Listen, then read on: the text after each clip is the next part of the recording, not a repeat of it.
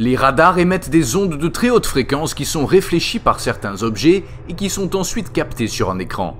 Aujourd'hui, vous verrez 3 cas étranges où les radars ont détecté des choses inexplicables et qui à ce jour restent un mystère non résolu. Le premier cas sur la liste s'est produit à l'été 1945. Un porte-avions de l'armée américaine naviguait près de l'archipel de Nansei Shoto, dans les eaux japonaises. C'est alors que l'opérateur du radar a détecté quelque chose d'étrange sur le petit écran vert. Une masse incroyablement importante se déplaçait vers le porte-avions à une vitesse supersonique de 1130 km/h. Il va sans dire qu'à cette époque, aucun avion n'était capable d'une telle vitesse, et encore moins un navire. Quelques secondes plus tard, le radar a pu distinguer que l'énorme masse n'était pas un corps unique, mais qu'il s'agissait de pas moins de 300 avions ou objets volants non identifiés. À ce moment, 2 chasseurs ont décollé du pont du porte-avions pour tenter de découvrir exactement quelle armée s'approchait à pleine vitesse. Entre-temps, l'écran radar a révélé qu'à une distance d'environ 100 km du navire, la masse a commencé à se diviser et à former des sortes de tentacules qui entouraient le porte-avions. L'équipage se préparait au pire. Une attaque encerclante d'une telle ampleur ne laisserait aucune chance de survie.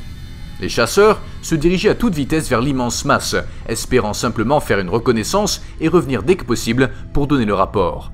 Mais c'est là que le plus étrange s'est produit. Lorsqu'ils sont arrivés à l'endroit où les 300 objets montrés par le radar devaient se trouver, il n'y avait tout simplement rien. S'il s'était agi d'avions ennemis, ils n'auraient pas pu disparaître en quelques minutes, du moins pas autant d'avions. En fait, le radar du transporteur a directement cessé de montrer quoi que ce soit. L'énorme masse avait disparu sans laisser de traces derrière elle et en quelques secondes seulement.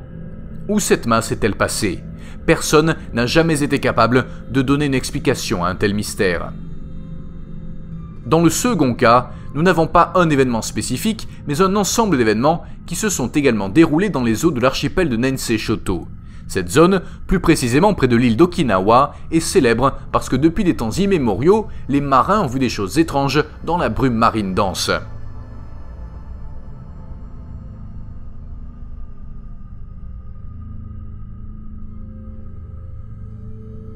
La marine américaine, pendant la Seconde Guerre mondiale, a régulièrement navigué dans ces eaux, rencontrant souvent la même chose, des navires fantômes.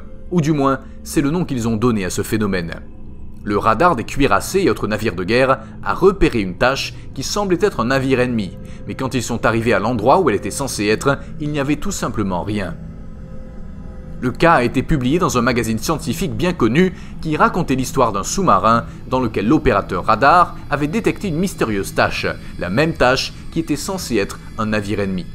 L'antenne radar était située juste au-dessus de la surface, tandis que le reste du sous-marin était submergé. Lorsque l'ordre a été donné de changer de cap, la tache sur le radar a tourné exactement comme le sous-marin, c'est-à-dire en parallèle. Le phénomène allait se poursuivre pendant quelques minutes, jusqu'à ce qu'il faille faire surface pour pouvoir regarder de ses propres yeux. À ce moment-là, la tache disparaissait soudainement du radar. De multiples tests ont été effectués sur l'équipement pour vérifier son état, mais tout était en ordre, pas de problème technique. De plus, de nombreuses théories ont été avancées, dont celle des sandwichs d'eau, un phénomène naturel qui se produit lorsque de l'air froid est piégé dans les profondeurs. Mais en tout cas, un radar ne pourrait pas détecter quelque chose de cette nature. On pense aussi aux morceaux de glace qui flottent sans but dans les eaux du Pacifique. Mais plusieurs points peuvent contredire cette théorie. Le premier est que dans cette zone de l'océan, il ne fait pas si froid que cela crée des icebergs.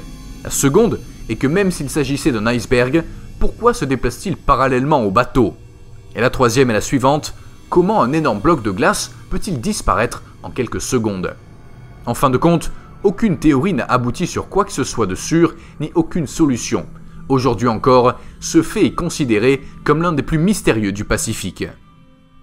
Le troisième cas sur la liste nous amène un peu plus loin, la Russie communiste de Staline. Kapustin Yar est une installation secrète située dans le sud de la Russie, qui est en quelque sorte un croisement entre la zone 51 et le Cap Canaveral. Cependant, on ne sait pas grand-chose de cette installation, puisque pour une bonne partie de ces bâtiments, on ne connaît pas leur finalité.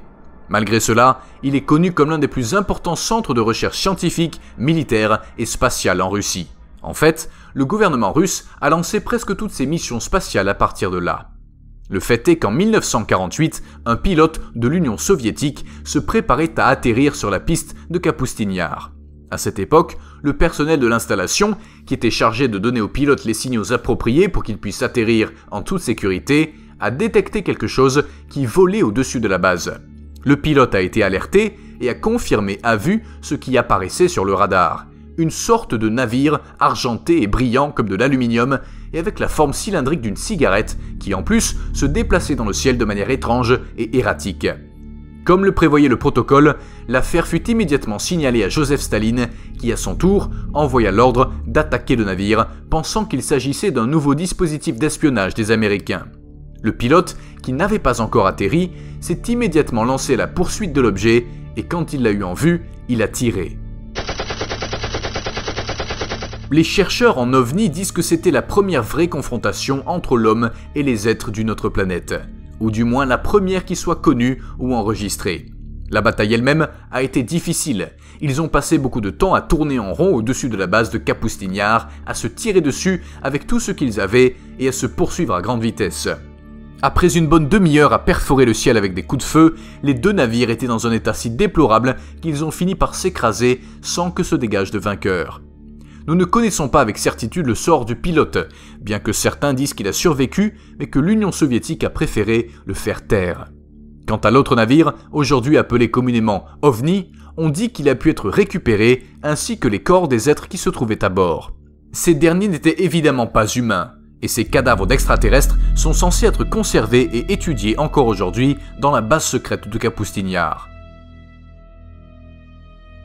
Cette affaire n'a guère été mise en lumière, et ce parce que le combat aérien était assez voyant et qu'il était difficile de le cacher à tant de perdus. Mais qui sait combien d'autres secrets renferment les bâtiments de Kapustin Yar, ou ce qu'ils ont pu découvrir en étudiant les corps et le navire qu'ils ont réussi à abattre. Il y a beaucoup de choses étranges qui ont été vues au fil des ans. Il y a même des navires qui ont rencontré de vrais monstres marins dans l'océan. Si vous voulez en savoir plus, voici la vidéo.